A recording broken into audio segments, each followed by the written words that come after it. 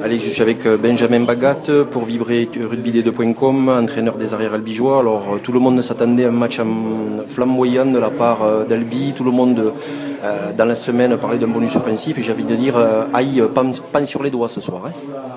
Oui, encore qu'on s'en sort bien en gagnant ce match. Après, on savait très bien que cette équipe d'Aquoise allait venir en mode commando. Ce qu'ils ont fait est très bien fait.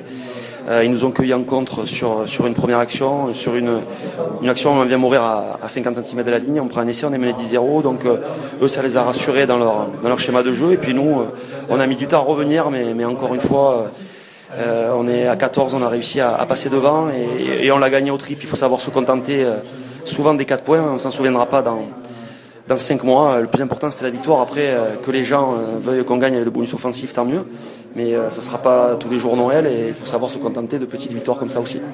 Alors justement, on a vu que Dax avait énormément perturbé Albi et notamment empêché les 3/4 de prendre de la profondeur et de lancer les attaques vraiment plein champ.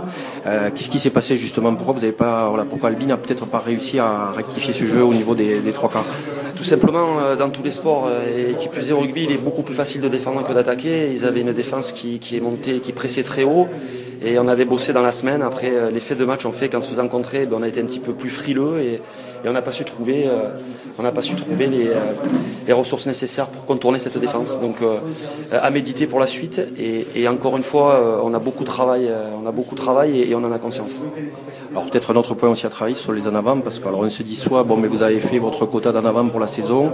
C'est vrai qu'on a vu énormément de pertes de balles justement sur des offensives qui auraient pu aller beaucoup plus loin sans ces fautes de main vraiment très surprenantes pour Albi. Ouais, notamment à 3-0 où on vient mourir à 50 cm de la ligne, où on fait un en avant et on prend l'essai derrière, notamment sur 2-3 ballons en l'air. Tounou Tavalea qui n'est pas habitué à ça, Malik Amadash qui sont plutôt des garçons à droit. Voilà, j'ai envie de dire que c'était un match un peu compliqué aujourd'hui pour nous. Encore une fois, le plus important c'était de prendre les 4 points et de finir ce bloc à Narbonne, j'espère, du mieux possible. Alors justement, le bloc se termine par un déplacement à Narbonne qui n'est pas au mieux en ce début de saison. Donc quel va être le travail du Sporting Club albigeois cette semaine et dans quel état d'esprit vous allez y aller là-bas? Je crois comme depuis le début de la saison, on va essayer de se préparer au mieux pour ce match. Nous, les coachs, de les préparer pour les faire un résultat là-bas. Mais c'est sûr que si on n'y met pas un peu plus d'engagement que ce soir, un peu plus d'application, on aura une déconvenue. Donc à nous de savoir remobiliser les joueurs. Et puis je crois qu'on a des garçons intelligents qui savent que ce soir c'est un petit miracle. Donc je pense qu'on va bien travailler cette semaine et on ira essayer de faire un résultat à Narbonne dans 8 jours. Bon, merci beaucoup et bon courage pour la suite. Merci à vous.